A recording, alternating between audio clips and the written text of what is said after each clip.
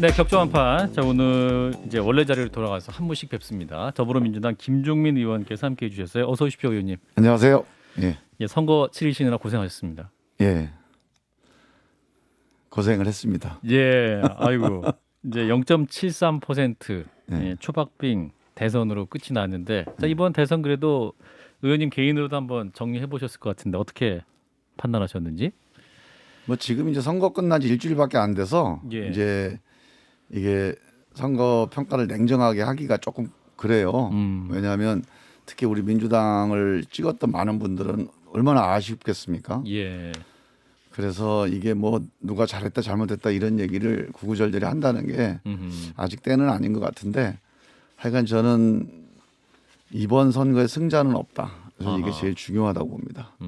사실상 윤석열, 이재명 두 후보가 됐을 때 이미 기존의 기성 정치권은 다 패자가 된 거죠. 아, 두 분이 다 후보가 진 거예요. 된 것의 자체가. 네, 뭐 386이든 뭐 친문이든 뭐 친박이든 친이든 기존에 정치했던 분들은 이 영선 후보 두 사람의 당선 경선 결과로 이미 다 패자가 된 겁니다. 그러니까 뭐 사실상의 국민들로부터 비토를 당한 거죠. 그래서 근본적인 정치에 대한 비토가 이번 선거의 출발이었고, 그럼 이제 두 사람은 승자냐? 두 사람도 경선에선 승자였는데 본선 가 보니까 또 뭐 역대 비호감 대선해가지고 실제로 누구를 뽑기가 어렵다는 여론이 상당히 많았다는 거죠. 네. 그리고 막판까지 정말 누가 더 좋기 때문에 막 0.78의 어떤 박빙이 난 게 아니고 73. 예. 뭔가 누구를 안 찍기 위해서 뭔가 고심하는 이런 중도층들. 그래서 저는 당선자도 이걸 당선이라고 생각하고 교만하면은 저는 또 큰 코 다친다고 보고, 우리 민주당이나 우리 이재명 후보 입장에서도 정말 열심히 해서 선전을 했지만 예. 0.78에 안주해서 우리가 뭔가 지지를 받았다 이렇게 생각하면 큰 오산이다. 예. 그래서 저는 뭐 기존 정치권은 말할 것도 없고, 새롭게 국민들이 이제 기존 정치 못 믿으니까 당신들 같은 좀 신참들이 해봐라라고 이 두 후보에게 뭔가 이번 대선을 맡긴 건데, 네. 두 후보도 각자의 개인기로 뭔가를 이뤘다 이렇게 생각하면 안 되고, 이 기존 정치에 대한 비토, 이 민심을 정확히 읽고 그걸 대표하지 않으면 또 이 민심에서부터 또 멀어져 갈 것 같다. 어제 그래서 예. 이번 대선은 승자 없는 대선이라는 그런 문제의식으로 다들 복귀를 좀 해볼 필요가 있다. 그래서 결국은 정치 교체가 이번 대선의 유일한 메시지라고 좀 봐요. 그런 점에서 민주당이 그 이후로 이제 비대위 구성하고 활동해오는 모습을 쭉 보면, 그러니까 표차가 너무 작아서 그런지 정확히 너가 잘못했어라고 지적하는 사람들이 또 한편으로는 잘 없고, 그리고 여기에 대한 평가를 한다기보다는 당장 지방선거 어떡하냐, 뭐 이재명 후보를 지켜야 된다는 방식으로 평가가 제대로 이루어지지 않으면서 다시 새 결집이 시도되는 움직임이 좀 보이는데, 어떻게 될 건 간에 진 건 진 것이기 때문에 뭐 이겼다고 하더라도 마찬가지입니다만 냉정한 좀 평가를 해볼 필요가 있을 것 같은데, 그런 작업들도 당내에서 진행이 되게 됩니까? 당연하죠. 그건 이제 아까 제가 말씀드렸지만 선거 끝나고 일주일밖에 안 됐기 때문에 예. 그리고 이제 이게 너무 아쉽잖아요. 그러니까 승부만 놓고 보면 결과적으로 0.78%라는 걸로 이게 승패가 갈라졌으니까 얼마나 아쉽습니까? 예. 근데 그 아쉬움 때문에 거기다 대고 또 상처가 될 수 있는 여러 가지 얘기를 하기가 어려운 상황인 거지. 예. 졌지만 잘 싸웠다, 이게 평가가 될 수는 없죠. 아까 제가 말씀드렸지만 0.78은 그 최후의 결과고요. 이 대선 전체를 놓고 보면 누구 하나 고개 들고 뭔가 누가 잘못했다, 당신이 잘못했다 이렇게 얘기할 수 있는 정치인은 저는 없다고 봐요. 이번 대선이 갖고 있는 전체적인 구도나 전체적인 상황 놓고 보면 이런 정치 이제 우리 국민들이 표 찍기 싫다, 이런 흐름들이 제일 다수였다고 보거든요. 예. 예. 그러면 여기에 대한 대책을 뭐 졌지만 잘 싸웠다 이런 수준으로 전 대처할 수는 없다고 보고, 장 교수님. 시점이 네. 당장 한 일주일밖에 안 됐으니까 조금 더 뭐 사귀면서 근본적으로 우리 김성애 소장님 말씀대로 냉정하게 이 문제를 보는 이런 논쟁이 저는 아주 치열하게 진행될 거라고 봅니다. 저도 이제 당과 국회에 있으면서 선거를 많이 접어가지고 네. 진분들에 대한 많이 접어서 예, 예. 심정을 잘 아는데 예. 그래도 좀 비판하는 얘기를 해서 죄송하다라는 말씀을 드립니다. 이번 선거 민주당이 진 겁니다. 지금 뭐 어디가 승리한 게 아니다라고 말씀하시는 것은 좀 비겁한 자기 변명이 아니냐, 자기 만족성 위안이 아니냐라는 좀 생각이 들고요. 아니 민주당이 진 거죠. 네. 민주당이 제일 큰 패배고 네. 그렇다고 또 그게 누군가의 승리로 해석되는 것도 네. 전 경계하자는 거지. 네. 민주당의 패배나 민주당의 잘못을 대체하기 위한 논리가 아니에요. 그 제 논리를 조금 알겠습니다. 더 질문 좀 더 들어볼까요? 예, 그래가지고 그런 상황인데 민주당이 네. 진 상황인데 비대위를 구성했잖아요. 그 비대위원회의 멤버와 그분들의 활동 상황을 갖고 민주당의 여러 가지 어려움을 극복할 수가 있는 건지 그 어려움을 극복하기 위한 비대위인지 아니면은 지방선거에서 특정한 세력이 공천이라는 헤게모니를 유지하기 위한 하나의 면피성 비대위인지 좀 그게 궁금합니다. 저는 이제 뭐 그런 얘기를 제가 또 일일이 다 할 수는 없고요. 다 해주세요. 그러니까 기본적으로 예. 저는 민주당이 이번 선거에 진 겁니다.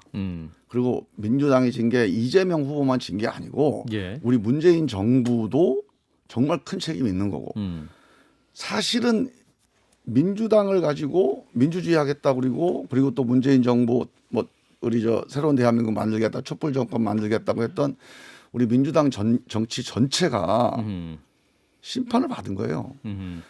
이제 그러나 우리 국가 전체적으로 보면 당선자인 윤석열 후보도 이겼다라고 생각하고 이 상황을 끌고 가기에는 어렵다 또는 경계해야 된다는 정도의 이제 우려를 말씀드리는 것이고 민주당이 제일 큰 책임을 져야 되고 제일 큰 이제 반성을 해야 된다는 점에 대해서는 저는 이견이 없습니다. 그건 맞는 말씀인데 제가 이제 우려하는 거는 저도 비슷한 우려를 하고 있어요. 지금 우리가 선거 끝나고 비대위를 구성을 했는데 저는 이게 이제 그냥 국민들이 우려하니까 거기에 대해서 이렇게 당장 임기응변식으로 대응하는 비대위가 돼서는 안 된다.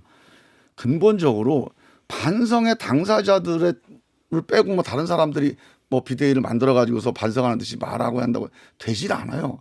결국은 민주당을 대표하고 있는 172명의 의원들이 모두가 매일 이거를 원인을 진단하고 또 책임을 묻고 또 스스로 누구를 탓하기 전에 스스로 모두가 각자 책임에 대해서 고백하고 새로운 해법을 논의하면서 단합해 반성해서 단합해 나가는 그런 과정을 이거를 용광로처럼 조직을 하지 않으면 뭐 예를 들어서 외부 비대위원 몇 분이 정말 민주당의 쓴소리 몇 개 한다고 해서 이 172명이 달라지지 않으면 의미가 없잖아요. 윤호중 비대위원장 안에 대해서 어떤 의견이세요? 저는 이제 처음에 윤호중 비대위원장이 원내대표이기 때문에 예. 실제로 조직이라고 하는 게 법통이라는 게 있잖아요. 예. 정통성이 이어져 가야 되니까 예. 우리 당원 당규상으로 보면 최고위가 사퇴를 하면 그러니까 대표가 사퇴를 하면 원내대표가 승계하게 돼 있어요. 예, 당대표 위치를. 그러면 원내대표가 이후에 승계 작업을 주관하는 뭐 이런 취지에서 이제 의원들이 다 이해를 했죠. 예. 근데 알고 보니까 이제 이게 전당대회까지 가는 거다. 그래서 그게 이제 사실은 이 발단이 된 겁니다. 예. 아직도 그게 해결이 안 돼 있어요. 그래서 사실은 쇄신이라는 측면에서 보면 그 단순히 법통을 이어가는 그런 측면의 승계 작업은 불가피한 요소니까 대안이 없잖아요, 이거는. 예. 그래서 그거는 이어가되 어떻게 새로운 쇄신의 어떤 지도부, 쇄신의 프로그램을 주도해 나갈 건지 만들어 갈 건지 그거에 대한 논의를 빨리 모아서 그 대안을 만들어주는 쪽으로 갔어야 되는데 바로 이제 이 비대위 구성이 되고 또 비대위가 8월 말까지 간다고 하니까 이게 아직도 이제 뭐 당의 단합이라고 하는 대명제 때문에 표출은 안 됩니다만 의원들 사이에서는 아직도 이게 오늘도 뭐 이제 더 좋은 미래 성명서 나오고 막 그래요. 에서 당내 개혁그룹 더 좋은 미래에서 네. 윤호중 비대위원장 얼굴로 지방선거 치를 수 없다. 사퇴하시라. 이런 요구 나오고 있지 않습니까? 그러니까 이제 더 좋은 미래에서 이제 그런 입장을 낸 건데 예. 저는 하여간 이 문제에 대해서 지금 이런 절차를 밟고 있습니다. 선수별로 예. 의원들과 비대위원장 간담회를 하기로 했어요. 그러니까 지난번 의총 결정사항이에요. 예. 그러니까 이런 의원들이 이제 문제 제기가 많으니까 예. 그러면 일단은 추인은 하되 왜냐하면 법적으로 이제 정통성이 이어져는 가야 되니까 비대위원장이 공백 상태를 둘 수 없으니까 네. 추인은 하되 의원들과 선수별로 간담회를 해서 지금 여기 의원총회에 나왔던 여러 가지 우려와 예, 문제점들을 어떻게 해결할지를 논의해서 검토해 보겠다. 그래서 사실은 이런 선수별 간담회가 이제 시작돼서 진행이 되는데 여기에서 또 어떤 의견이 나올지 또 그 의견에 따라서 실제로 이번 원내대표 선거와 연동해서 또 어떤 판단을 해야 될지가 아직 남아 있는 거예요. 그러니까 이 문제에 대해서 저도 상당히 하여간 걱정스럽게 보고 있습니다 지금 더미래 회의 내부에서는 원혜영 전 의원이나 또 뭐 유인태 사무총장님, 강금실 법무부 장관 이런 분들이 지금 거론이 비대위원장으로. 됐다는 거 아닙니까? 네. 그리고 또 당내에선 이해찬 대표가 다시 오셔야 된다 이런 이야기도 있다고 하고 좀 여기에 대해서 어떻게 보고 계십니까? 그거는 좀 아닌 것 같고요. 그러니까 지금 이제 만약에 비대위원장으로 간다면 사실은 뭐 누구 한 사람으로 이렇게 뭐 그 비대위원장으로 해결될 수 있는 상황이 아니에요. 이 의원 전체가 어떻게 이걸 책임을 통감하고 예. 새로운 변화를 할 거냐 예. 이걸 같이 모아낼 수 있는 어떤 뭐 리더십이 필요한 거 아닙니까? 네. 그런 점에서 이제 새로운 리더십으로 그러니까 그 역할을 할 수 있는 분으로 뭐 원혜영 선배 의원님이나 우리 유인태 의원님이 그나마 그 전에 당의 어떤 뭐 패권적인 그런 책임을 그 행사했다거나 아니면 지금 우리 문재인 정부 5년에 뭐 뭔가 책임을 맡았던 분들이 아니잖아요. 예. 그리고 정치 개혁에 대해서 상당히 적극적인 분들이니까 그런 분들이 하면 어떤 이런 의견은 있고 뭐 강금실 장관이나 그런 분들은 제가 말씀을 못 들어봤고 이해찬 대표는 그건 제가 보기에는 좀 아닌 것 같아요. 왜냐하면 지금 문재인 정부 5년에 대한 전반적인 책임과 예. 반성을 얘기하는데 예. 그때 가장 핵심적인 2년 당대표를 하시면서 함께 하셨던 분인데 그거는 좀 아니라고 보고 이번 대선 이제 보면 이제 서울 네. 결과 그리고 수도권 민심에 대한 반성과 또 전략도 필요해 보입니다. 그거에 대한 반성과 또한 쇄신책이 없으면 뭐 서울시장 선거라든가 경기도지사 선거도 낙관할 수 없는 상황일 수도 있을 것 같은데. 아니, 당연하죠. 예. 지금으로서는 어려운 선거죠 무조건. 예. 무조건 어려운 선거인데 그나마 우리가 이제 이번 그 민심이 그래도 현재 우리 민주당에 대해서는 냉정한 거예요. 왜냐하면 탄핵 정당을 5년 만에 다시 복귀시켜 줄 정도로 국민들이 민주당을 신뢰하지 않은 겁니다. 네. 그리고 윤석열 후보가 제가 보기엔 최약체 후보입니다. 지금 이번 후보들 중에서도 최약체였고 네. 전에 비해서도 약체 후보였는데 그럼에도 불구하고 0.78이든 0.078이든 당선을 시켜준 거 아닙니까? 예. 그 우리 민주당에 대해서 지금으로서는 국민들이 냉정하다고 봐야 돼요.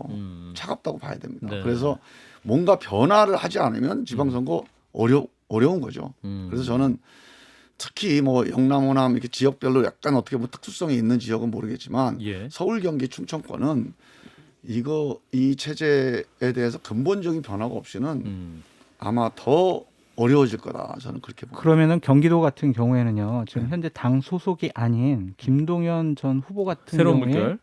나올 수도 있다. 공천을 줄 수 있다. 그렇게 봐도 되는 건가요? 저는 뭐 모든 가능성을 다 열어놔야 되는데 저는 항상 이렇게 어려울 때 네. 모든 문제에서 너무 이벤트성으로 보지 말고 좀 근본적인 접근을 하면 좋을 것 같아요. 저는. 예. 그래서 실제로 뭐 아니 김동연 후보가 저는 뭐 이벤트성이라는 얘기를 하는 건 아니에요. 예. 근데 어떤 것이든 이 비대위 구성하는 것이든 어떤 해법을 내놓는 것이든 후보를 내놓는 것이든 정말 근본적인 접근을 할 필요가 있다. 그런 점에서 저는 새로운 인물이 필요하다는 점에서 동의를 합니다.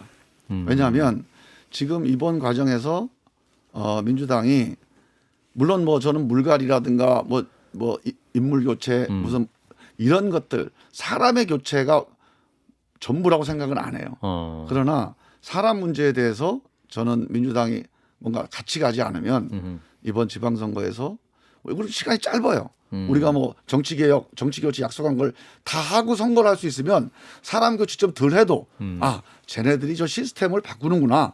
그래서 신뢰를 회복할 수가 있는데 시간이 없어요 지금. 6월 지방선거까지. 그렇다면 결국 그 우리가 약속했던 정치 개혁과 정치 교체를 담보할 수 있는 사람을 내보내는 것도 하나의 방법이죠. 그냥 그럭저럭 예전에 했던 사람들 예. 또는 정치 교체에 대한 메시지나 비전 이런 것들이 좀 전달이 안 되는 그런 이제 만약에 후보 전략으로 간다. 그러면 선거는 어렵죠. 그런 점에서 우상호 의원의 불출마 선언도 연결이 되어 있는 겁니까? 근데 그거는 제가 이제 그분 개인의 그런 결단이기 때문에 예. 제가 또 평가를 하기는 좀 그렇고요. 그분이 이제 총괄본부장을 했잖아요. 이번 이겼으면 대선에서? 서울시장 나왔겠죠. 근데 총괄본부장으로 선거에서 졌기 때문에 이제 본인이 그런 이제 나름대로 뭐 안타까운 알겠습니다. 지만 그런 결단을 한 건데 그래서 그분이 뭐 구태의 상징이다 이렇게 또 볼 건 아니에요. 예. 단지 총괄본부장을 했기 때문에 책임을 지고. 그분으로서는 사실은 어차피 선거 결정이 났을 때 퇴로가 없는 겁니다. 그래요. 이재명 후보의 역할론에 대해서도 얘기가 많이 나오는 의원님은 어떤 의견이세요?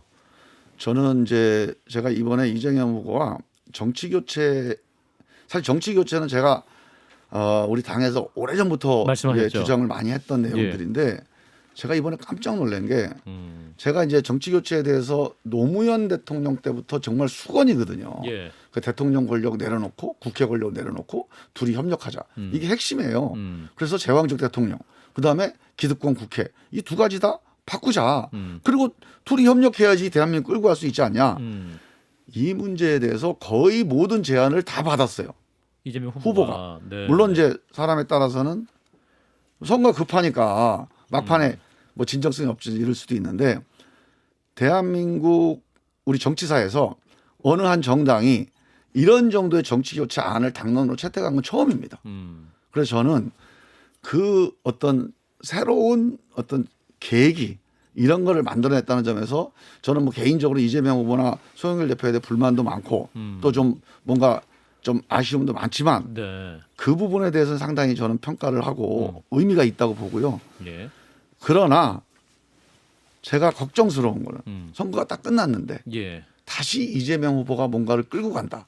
그 지금 우리가 뭐 비대위원장을 하니 당대표를 하니 뭐 시장 선거를 나오니 또는 원내대표에서 뭐 이재명 후보 대리인이 나오니 이게 지금 당이 너무 어수선해요.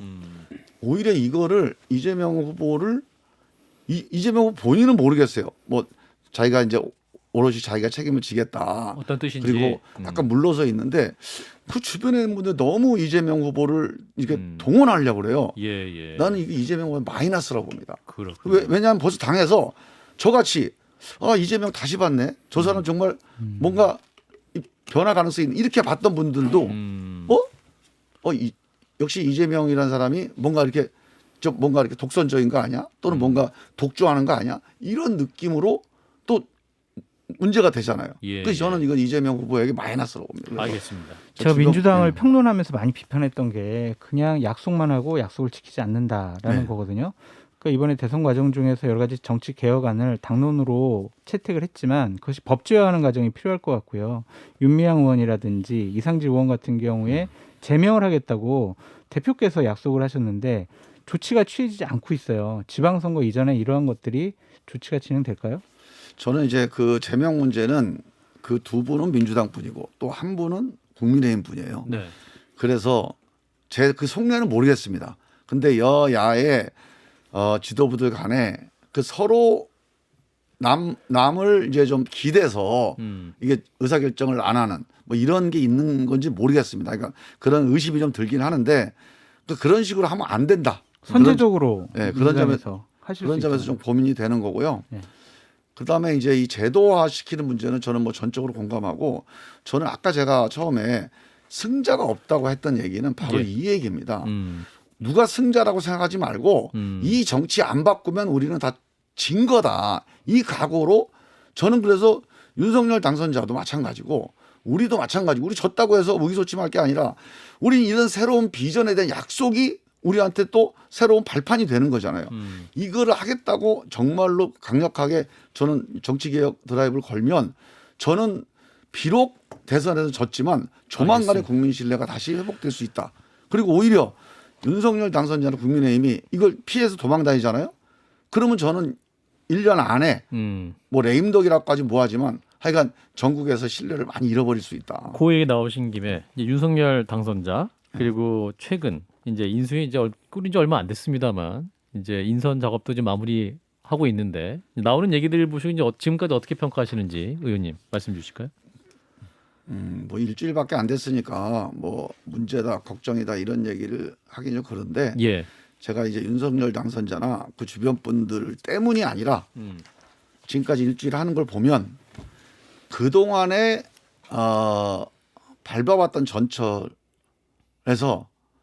벗어나기가 쉽지가 않을 것 같다는 걱정이 들어요. 밟아왔던 그러니까 전철이면 어떤 겁니까? 지난 이게 뭐냐면 이명박 정부나 박근혜 정부 때 전철 말씀하시나요? 그렇죠. 그리고 아까 대통령 당선이 됐을 때 예. 이게 이제 딜레마가 있습니다. 음. 대통령이요, 대한민국 대통령이 제왕적 대통령이라고 그래요. 우리는 의식은 대통령을 거의 메시아라고 생각하는 약간 메시아 민주주의가 이게 87년 6월 항쟁 이른바 87 체제의 핵심이 대통령을 내 손으로 뽑으면 대한민국이 달라진다고 믿은 겁니다. 그래서 사실은 이게 대통령에 대한 메시아 민주주의가 좀 깔려 있어요. 그 대통령이 되면 세상을 바꿀 수 있다. 그런 생각, 이 제왕적인 그런 기대 같은 게 있습니다. 근데 실제 대통령이 그렇게 못합니다. 그게 아니에요. 이 5년 단임제 대통령이라고 하는 거는 이른바 독임적 결정이라고 하죠. 대통령이 결정을 해야 돼요. 결정을 하면 할수록 지지율은 떨어지겠습니다. 왜? 그 결정으로 인해서 피해보는 사람들, 결정에 반대 이견이 있는 사람들이 그 대통령을 이제 반대하기 시작하니까 결정을 많이 하면 할수록 지지율은 떨어지는 거예요. 그래서 임기 말 되면 20% 지지율로 가는 겁니다. 그래서 결정을 안 하는 대통령이 지지율을 유지할 수 있어요. 이 딜레마 아닙니까? 그런데 그 대통령이 되면 초기에는 그걸 몰라요. 그래서 이 제왕적 대통령에 대한 환상 혹은 거기에 대한 자의식이 강해서 자꾸 초과 권력을 사용하게 돼요. 전 대표적으로 지금 권성동 의원이 대통령 당선자가 가깝다고 하면서 검찰총장이 김호수 어떻다 검찰총장 또는 여기 지금 문재인 대통령하고 오찬 회동을 하면서 사면 문제를 미리 얘기한다든가 예. 이렇게 전형적으로 초과 권력이거든요. 초과 권력. 예. 예. 검찰총장은 법이 권한이 있는 거예요. 법이 2년 권한을 준 겁니다. 그 법의 권한을 당선자가 한마디 해서 뭔가 압박을 해서 바꿔보려고 그만큼 대통령 당선자 힘이 세다 이렇게 착각한 거죠. 그렇지 않아요. 이런 내로남불 한두 번 하면 그냥 힘 빠집니다. 그리고 저는 문재인 대통령하고 오찬을 취소했다고 야 문재인 대통령이 이제 물러나실 분이에요. 예. 오찬이 취소가 되든 뭐 하든 아쉬울 게 없는 분입니다. 네. 저는 윤석열 당선자 주변에 있는 측근들이 야 큰일 났다. 이게 이렇게 오찬을 잡아놓고 아침에 취소하는 사건이요. 4시간 전에. 이건 대형 사고입니다. 아 이게 관리가 안 되는 팀이구나 이 팀은. 모든 국민들에게 다 알려놓고 대통령과 또 후임 대통령 간의 회동을 알려놓고 취소할 정도로 그 정도로 관리가 안 되는 팀이다 그러면 엄청나게 불안하다는 하나의 사건이에요 이런 게. 그래서 저는 예. 이런 부분을 이제 나가실 분이야. 뭐 어차피 이제 이니셔티브가 없으니까 나가면 그만인데 예. 새로 하실 분들은 이런 거를 관리를 해서 다 자기들에게 유리하거나 자기들을 이렇게 돕는 방향으로 뭔가 상황을 만들어 가야 되는데 어쩌다 이런 일이 벌어졌을까? 저 걱정입니다. 그렇고 마지막으로 대장동 특검 얘기를 좀 해보죠. 네. 어떻게 돼야 되는 겁니까? 이제 현행 뭐 상설 특검법에 따르면 이제 법무부 장관이 직권으로 발송할 수도 있다라는 해석이 나와서 박범계 장관이 남은 임기 동안 할 수도 있다 이런 해석도 있습니다만 이 문제 뭐 여러 가지가 있는데요. 예. 저는 그 문제에 대해서 우리 민주당이 주장하는 특검 그 사건이 있고 예. 또 국민의힘이 주장하는 특검 사건이 있어요. 예. 둘 다 하면 돼요. 이거 뭐 걱정입니까? 둘 다 하면 되잖아요. 그래서 만약에 한 특검에서 하기가 불편하면 특검 2개 만들어서 하면 되잖아요. 쌍특검. 예.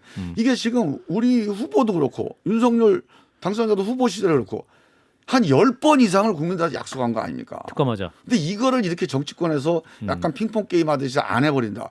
그게 이제 아까 얘기한 대로 이 정치 전반에 대한 비토, 정치 전반에 대한 탄핵 이걸 또 강화시켜주는 아주 큰 상징적인 사건이 될 수가 있어요. 그래서 이거는 정말로 우리 양쪽 다 내려놓고 그냥 두 가지 다 하자. 그 하는 길 찾는 거 어렵지 않습니다. 그래서 저는 그 문제는 빨리 여야 간에 합의해서 빨리 특검으로 가는 게 난 맞다고 봐요. 그뭐 새로운 정부가 출범했지만 그럼에도 불구하고 특검할 건 하면서 문제를 털고 가자는 이거 입장이시죠. 특검 안 하고 가면은 이제 뭐 모르겠어요. 양쪽이 다 그런 뭐 이해관계가 있다고 예. 저는 보지는 않는데 뭐 일각에서는 양쪽 다 특검 안 하는 걸 원한다고 그러는데 저는 그렇지 않다고 봐요. 특검이 제일 공정한 거지. 이걸 검찰에 맡겨두거나 이걸 방치했을 때 누가 공정하다고 보겠습니까 이걸. 그럼 결국 특검으로 가는 게 좀 맞다고 봅니다. 꼭 여쭤보고 싶은 게 있는데 하나만 하고 박지원 위원장에 대해서 우려스럽습니까? 아니면 걱정스럽습니까? 기대가 비대위의 있습니까? 박지원 공동 비대위원장. 어떠세요, 의원님? 그것도 저는 이제 너무 개인적인 문제라서 제가 판단할 수 없고 지켜보고 있습니다. 우려스럽다는 말씀이군요. 우려스럽다는 얘기는 아니고 아직 잘 몰라요. 예, 그래서 판단할 수 저는 있게 이제 그런 시간이 더 필요하다. 부분들이 우리가 몰랐는데 잘하는 경우가 있습니다. 그 젊은 분들이 갖고 있는 그 잠재력이 우리가 이렇게 뭐 생각하는 거하고 많이 달라요. 근데 이제 그게 어느 쪽으로 갈지는 한번 지켜보자는 거죠. 네. 알겠습니다. 자, 격조 한판 오늘은 더불어민주당 김종민 의원과 함께했습니다. 고맙습니다. 감사합니다.